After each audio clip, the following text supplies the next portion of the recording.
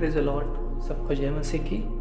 प्रभु का धन्यवाद करता हूँ मैं फिर से सुंदर समय के लिए जो प्रभु ने प्रदान किया और फिर से ये अनुग्रह दे दिया है कि आप सबके बीच में उसके जीवित वचनों को लेकर आ पाया हूँ। इसलिए मैं प्रभु का बहुत बहुत धन्यवाद करता हूँ। आइए हम एक छोटी सी प्रार्थना करेंगे और छोटी सी प्रार्थना के साथ आज के संदेश को आरंभ करेंगे। सनातन काल के विराट परमेश्वर, अनादिकाल से अनंत काल तक तेरा नाम धन्य है पिता और स्तुति के योग्य है पिता परमेश्वर।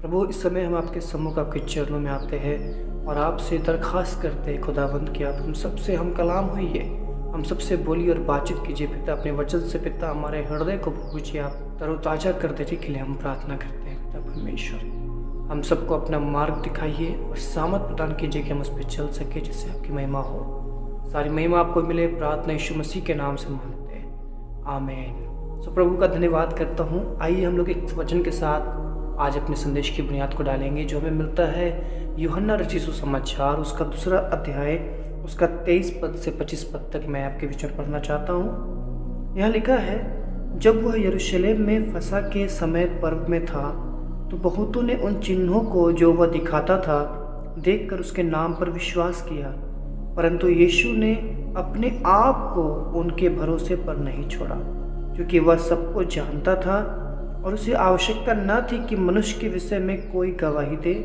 क्योंकि वह आप ही जानता था कि मनुष्य के मन में क्या है। मेरे अजीजों, यहाँ पर यीशु मसीह जब फसह के पर्व के समय यरूशलेम में है तो यहाँ पर जो प्रभु जो काम किया करते थे, जो चिन्ह दिखाया करते थे, उन चिन्हों को देखकर बहुत सारे लोग उस पर विश्वास किए। एक बड़ी भीड़ उनके ऊपर विश्वास करने वाली थी, लेकिन यीशु ने उस भीड़ के भरोसे अपने आप को नहीं छोड़ा, उस भीड़ पे भरोसा नहीं किया, क्योंकि प्रभु को पता था कि लोग क्या होते हैं, प्रभु को पता था कि इंसान क्या होता है। उनको ये भी पता था कि यही भीड़ जो आज होशाना होशाना करके मेरा स्वागत किया है, यही भीड़ चिल्ला चिल्ला कर कहेगा कि इसे क्रूस पर चढ़ाओ। इसलिए उसने कभी भी, यीशु अपने पूरे जीवन काल में, यहाँ तक कि क्रूस पर भी, उन्होंने कभी भी अपने आप को किसी मनुष्य के भरोसे पे नहीं छोड़ा। बाइबल साफ बताती है, यिर्मयाह उसका 17 अध्याय उसका 5 पद में क्या लिखा है, मैं पढ़ना चाहता हूँ। श्रापित है वह पुरुष जो मनुष्य पे भरोसा रखता है और उसका सहारा लेता है, जिसका मन यहोवा से भटक जाता है। लानत है उस पे। बाइबल श्रापित बता रहा है उसे जो मनुष्य पे भरोसा करता है। मेरे प्रियो, परमेश्वर का आत्मा जब हमारे जीवन में आता है वो हमें ये चीज़ को बहुत जोर दे के सिखाता है कि हम परमेश्वर पे भरोसा करें, हम परमेश्वर पर निर्भर रहे।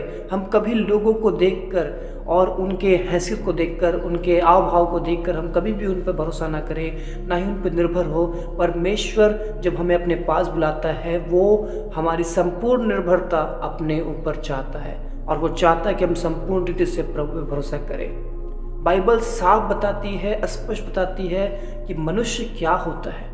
यीशु मसीह ने इसलिए कभी भी अपने आप को किसी मनुष्य के ऊपर नहीं छोड़ा, लेकिन वो अपने आप को अपने परमेश्वर के हाथों में रखा करता था। वो उस पर भरोसा किया करता था, उस पर वो निर्भर था हर बातों के लिए, उसके जीवन के लिए, उसकी सेवकाई के लिए, हर बातों के लिए वो अपने पिता परमेश्वर पर निर्भर था। मनुष्य आज जो आपकी प्रशंसा कर रहे हैं, कल वही आपकी निंदा करेंगे। इस बात की गवाही भी बाइबल बताती है। देखिएगा, मैं 2 रेफरेंस आपके सामने रखना चाहता हूँ। पहला, प्रेरितों के काम उसका 14 अध्याय उसका 11 पद और 19 पद। दूसरा, प्रेरितों के काम उसका 28 अध्याय उसका 4 पद और 6 पद। देखिएगा, इन दोनों ही जगहों में देखिएगा क्या होता है कि एक जगह में तो होता है कि पौलुस और बरनबास जब एक स्थान में जाते हैं, वहाँ पर एक जन का लंगड़ा होता है और उसको जब पौलुस चंगा करता है, कहता है यीशु के नाम से उठ जाओ, और वो लंगड़ा जो जन का लंगड़ा होता है वो चंगा हो जाता है। इस घटना को देखकर वहाँ के जो लोग हैं वो ये बात कहते हैं कि देवता हमारे बीच में मनुष्य के रूप में उतर आया है। यानी पौलुस को वे सारे लोग जो है वो देवता का दर्जा देते हैं, ईश्वर का दर्जा देते हैं। लेकिन देखिएगा, उसके ठीक आगे ही जब आप देखते हैं, वही लोग, वही भीड़ ने क्या हुआ कि पौलुस के ऊपर पथराव किया। वही भीड़ ने पौलुस के ऊपर पथराव किया और उसको मरा हुआ समझकर शहर के बाहर घसीट के लेके चले गए। इंसान कभी भी बदल सकता है मेरे प्रियो। और दूसरा रेफरेंस में जब आप देखते हैं, जब पौलुस का जहाज टूट जाता है और वो माल्टा द्वीप पर पहुंचता है, वहाँ पर आग जलाने के समय जब उसको एक सांप काटता है तो लोग क्या कहते हैं, वहाँ पर लोग कहते हैं कि यद्यपि ये समुद्र से तो बच गया, लेकिन न्याय ने इसको यहाँ पर भी नहीं छोड़ा, क्योंकि सांप काट लेता। और वो लोग इंतज़ार करते हैं कि अब इसका सूझ जाएगा, अब ये जो है बेहोश होकर गिर जाएगा, मूर्छित हो जाएगा।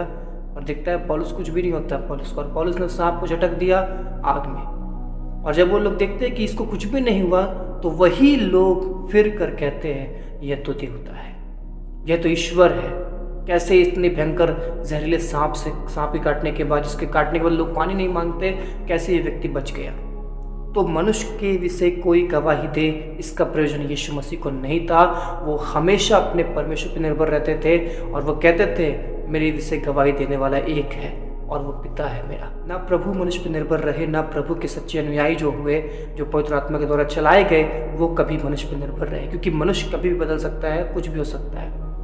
और मेरे प्रियो, एक महान घटना को मैं आपके सामने रखना चाहता हूँ, जहाँ पर 3 जन थे जो प्रभु के सेवक थे, और उन्होंने परमेश्वर पर निर्भरता रखा। इतना अधिक वो अपने परमेश्वर पर भरोसा करते थे कि उन्होंने मौत को भी स्वीकार कर लिया, एक भयंकर मौत को स्वीकार कर लिया, लेकिन उन्होंने परमेश्वर का अनाज्ञाकारी नहीं हुए और मनुष्य के ऊपर भरोसा नहीं रखा, ना ही मनुष्य से कुछ बातों की अपेक्षा किया। और होता क्या पता है, वो 3 व्यक्ति का नाम है शद्रक, मेशक और अबेदनगो। ये जिस देश में परदेशी होकर एक गुलामी के रूप में थे, एक बंदी के रूप में थे, वहाँ के राजा ने एक बहुत बड़ा मूर्ति अपना बनवाया, खड़ा किया, और सब जाति जाति के लोगों को बुलाया और कहा कि इसके सामने झुक कर दंडवत करना। लेकिन शद्रक, मेशक, अबेदनगो ने निर्णय किया, हम जो जीवित परमेश्वर के जन हैं, हम इस मूर्ति के आगे दंडवत नहीं करेंगे। और उसका परिणाम ये था कि जो कोई भी उस मूर्ति को दंडवत नहीं करेगा, प्रणाम नहीं करेगा, सजदा नहीं करेगा, उसको धधकती हुई भट्टी में डाला जाएगा। इस आज्ञा के बावजूद शद्रक, मेशक और अबेदनगो ने तीनों ने निर्णय किया, हम मरने के लिए तैयार हैं, लेकिन हम उसको दंडवत नहीं करेंगे। जब राजा को ये बात पता चला कि सब ने दंडवत किया, प्रणाम किया, लेकिन वो 3 जन जो एक गुलाम है, उन्होंने दंडवत नहीं किया। राजा ने उन तीनों को बुलाया और कहा, मैं तुमको एक और मौका देता हूँ और तुम दंडवत करो। उन्होंने कहा कि राजा, इस विषय में तुझे जवाब देने का हमको कोई भी प्रयोजन नहीं है, क्योंकि सुन, मेरा परमेश्वर जो है वो हमें उस भट्टी से भी बचा सकता है और तेरे हाथों से भी बचा सकता है। लेकिन उन्होंने एक ऐसा स्टेटमेंट दिया जो सबसे यूनिक है मेरे प्रियो। उन्होंने कहा, यदि वो नहीं भी बचाए तो भी हम तेरी मूर्ति को दंडवत नहीं करेंगे, तो भी हम तेरी खरीद कराई हुई मूर्ति को दंडवत नहीं करेंगे। और उसका परिणाम क्या हुआ आपको पता है? उसका परिणाम ये हुआ कि उनको धधकती हुई भट्टी में फेंक दिया गया, और उस भट्टी को 7 गुना अधिक धधकाकर उस भट्टी में उनको फेंक दिया। जिन्होंने उन लोगों को उस भट्टी में फेंका, वे उसकी आग से जल के मर गए। लेकिन होता क्या है कि परमेश्वर उस आग में उतर आया जिसमें शद्रक, मेशक, अबेदनगो को फेंका गया, और उस आग में उतर के उस भस्म करने वाली आग को पवित्र आत्मा की आग में बदल दिया। उनके रोए तक नहीं जले। और उसके बाद राजा क्या गवाही देता है, मैं उसको आपके सामने पढ़ना चाहता हूँ। दानियल उसका 3 अध्याय उसका 28 पद को। नबूकदनेस्सर कहने लगा, धन्य है शद्रक, मेशक और अबेदनगो का परमेश्वर, जिसने अपना दूत भेजकर अपने इन दासों को इसलिए बचाया क्योंकि इन्होंने राजा की आज्ञा न मानकर तुझी पर भरोसा रखा, और यह सोचकर अपना शरीर भी अर्पण किया कि हम अपने परमेश्वर को छोड़ किसी देवता की उपासना या दंडवत ना करेंगे। हालेलुया। उसी राजा ने जिसने उन लोगों को धधकती हुई भट्टी में डलवा दिया, वही राजा अभी उन लोगों की महिमा कर रहा है। और क्या कह रहा है कि इन्होंने परमेश्वर पर भरोसा रखा और राजा की आज्ञा को भी नहीं माना और मौत को भी स्वीकार किया, और परमेश्वर ने अपना दूत भेजकर इन लोगों को बचाया। कारण क्या था? इन्होंने मनुष्य पर नहीं, लेकिन परमेश्वर पे, अपने जीवित परमेश्वर पर भरोसा रखा। सो मेरे प्रियो, आप अपने इस जीवन के सफ़र में हमेशा अपने खुदा पे निर्भर रहे, उस पर भरोसा रखिए। मनुष्य जो आज आपकी तारीफ़ कर रहा है, कल वो आपकी निंदा करेगा। आज जो आपकी निंदा कर रहा है, कल वो आपकी तारीफ़ करेगा।